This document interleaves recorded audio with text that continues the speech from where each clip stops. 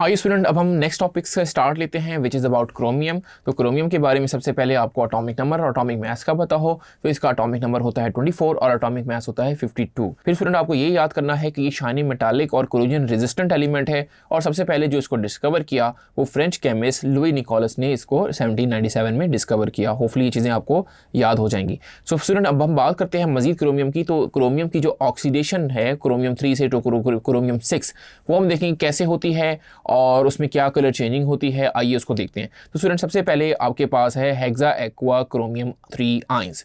ये याद रखें कि ये जो आइंस हैं जब इसमें हम NaOH सोल्यूशन मिलाते हैं तो NaOH सोल्यूशन क्या काम करेगा, उसमें 3 जो हाइड्रोक्सिल आयन है, क्योंकि हम 3 मोल NaOH सोल्यूशन का लेंगे यहाँ पे, तो जब आपके 3 मोल NaOH में 3 हाइड्रोक्सिल आयन होंगे वो हाइड्रोक्सिल आयन यानी CrH2O6 जिसका फॉर्मूला है हेक्सा एक्वा क्रोमियम आयन, उसके साथ 3 mole of OH negative ion attach हो जाएंगे तो आपको एक ग्रीन PPT मिलेगा, प्रेसिपिटेट मिलेंगे। फिर स्टूडेंट मजीद अगर हम इसी रिएक्शन में यानी इसी ग्रीन PPT में दोबारा NaOH के 3 मोल और मिला दें यानी हम एक्सेस कर दें, एक्सेस मतलब ज़्यादा अमाउंट मिला दें, तो स्टूडेंट आप देखेंगे कि आपका जो क्रोमियम है उसके साथ 6 हाइड्रोक्सिल आयन अटैच हो जाएंगे, क्योंकि 3 पहले थे 3 और आ जाएंगे और साथ में यहाँ से वाटर भी रिमूव हो रहा होगा। तो वाटर पहले अगर आप देखें स्टार्टिंग में 6 थे पहले, फिर 3 हो गए, तो यहाँ से मजीद 3 वाटर मॉलिक्यूल यहाँ से रिमूव होंगे और जो इंपॉर्टेंट चीज़ है कि ग्रीन PPT कन्वर्ट हो जाएंगे ग्रीन सोल्यूशन के अंदर। फिर फाइनली स्टूडेंट अगर आपको देखना है क्रोमियम 6 के अंदर जाना है तो ये यहाँ पे आप याद रखें कि मजीद हम इसको रिएक्ट करवाते हैं हाइड्रोजन पर ऑक्साइड सोल्यूशन के साथ, उसको हीट करते हैं तो आपके क्रोमेट आयन बन जाते हैं और ये जो है ये येलो कलर का होता है। सो स्टूडेंट आपको ये क्लियर हो गया होगा कि क्रोमियम +3 से हम कैसे क्रोमियम +6 में जा रहे हैं और उनके दरमियान में क्या क्या कलर की चेंजिंग हो रही है। तो मैं एक दफा रिवाइज करवा देता हूँ। हेक्सा एक्वा क्रोमियम 3 आयंस, उसमें आपने NaOH सोल्यूशन मिलाया तो आपको पहले ग्रीन PPT मिल गए, फिर आपने मजीद उस ग्रीन PPT में और NaOH मिलाया, एक्सेस NaOH कर दिया तो हेक्सा हाइड्रोक्सो क्रोमेट आयंस मिल जाएंगे आपको जो कि आपका ग्रीन सोल्यूशन होगा। फिर फाइनली उसमें आपने मजीद उसको रिएक्ट करवाना है हाइड्रोजन पर ऑक्साइड के साथ तो क्रोमियम की जो ऑक्सीडेशन स्टेट है वो +6 हो जाएगी जिसको हम क्रोमेट 6 आयंस बुलाएंगे जो कि येलो कलर का सोल्यूशन होगा। तो इन शॉर्ट आप इस तरीके से इसको याद कर सकते हैं। फिर स्टूडेंट बात करते हैं मजीद क्रोमियम की केमिस्ट्री की। तो क्रोमियम और क्रोमेट जो आपके आयन है यानी क्रोमेट और डाइक्रोमेट जो आयन है उनके दरमियान में एक इक्विलिब्रियम अचीव हो जाता है। आइए इसको थोड़ा सा स्टडी करते हैं।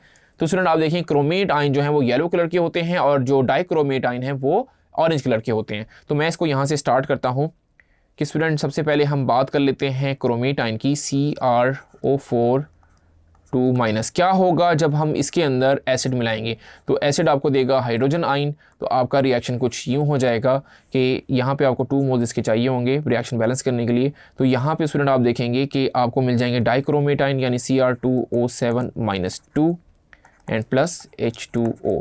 इक्वेशन की बैलेंसिंग आप चेक कर लें, 2 हाइड्रोजन इधर हैं 2 हाइड्रोजन इधर हैं, उधर कितने ऑक्सीजन हैं देखिए। और सबसे पहले क्रोमियम देख लें, 2 क्रोमियम इधर हैं 2 क्रोमियम इधर हैं, ऑक्सीजन रह गया तो 8 ऑक्सीजन एंड 7 + 1 8 ऑक्सीजन। होपफुली आपको बैलेंसिंग समझ आ गई होगी। अब स्टूडेंट याद रखें कि इसमें जब हम यहाँ पे आपने चीज़ जो ध्यान में रखनी है कि ये जो क्रोमेट आयन है ये शो भी हो रहा है कि ये येलो कलर का है। यहाँ पे मैं लिख देता हूँ this is yellow, right, and this is orange.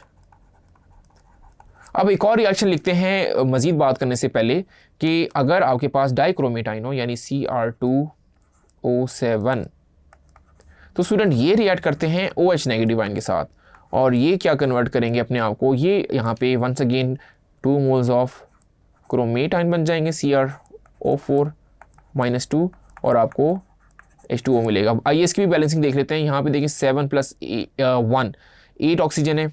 तो यहाँ पे अगर आप देखें यहाँ पे student 2 moles of hydroxyl ion आएंगे। अब आइए इसको बैलेंसिंग देख लेते हैं। यहाँ पे 7 + 2 9 ऑक्सीजन है तो यहाँ पे देखें 8 + 1 9 ऑक्सीजन है। यहाँ पे हाइड्रोजन चेक कर लें 2 हाइड्रोजन, यहाँ पर भी 2 हाइड्रोजन है और क्रोमियम देख लें 2 क्रोमियम 2 क्रोमियम। तो स्टूडेंट अब आपने यहाँ पे जहन में रखने वाली बात जो है वो जहन में रखनी है लाइक कि CrO4 है। पहले तो यहाँ पे वन सेकेंड मैं लिख देता हूँ ये येलो कलर का है, इसको आपने सबसे पहले जहन में बिठा लेना है। और ये जो आपका डाइक्रोमेट आयन है this is of orange colour, right, ये ऑरेंज कलर का है। तो स्टूडेंट अगर मैं इसके अंदर इस रिएक्शन के अंदर हाइड्रोजन आयन ऐड करता हूं तो क्या होगा। तो हाइड्रोजन आयन स्टूडेंट देखें यहाँ पर है, इस साइड पर है, तो ये येलो कलर से यानी जो आपके क्रोमेट आयन है वो एक्चुअली रिएक्ट करके किस में कन्वर्ट हो जाएंगे, डाइक्रोमेटाइन में तो येलो से ऑरेंज की तरफ रिएक्शन चला जाएगा इस रिएक्शन के मुताबिक।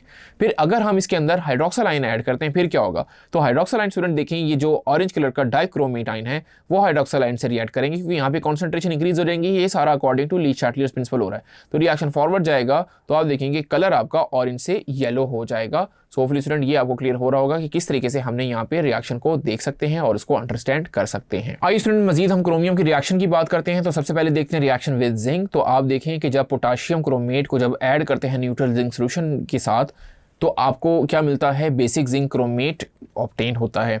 तो यहाँ पे अगर आप देखें पोटाशियम क्रोमेट है वो जिंक के साथ मिल रहा है, तो ये रहा बेसिक जिंक क्रोमेट। ये जो आपको मिल रहा है इसको हम बेसिक जिंक क्रोमेट इसलिए बुला रहे हैं क्योंकि इसमें OH नेगेटिव आयन मौजूद है। तो होपफुली स्टूडेंट ये क्लियर हो गया होगा आपको रिएक्शन, ये एज इट इज आपने इस तरीके से याद कर लेना है। फिर एक और रिएक्शन देखते हैं इसका एसिड के साथ।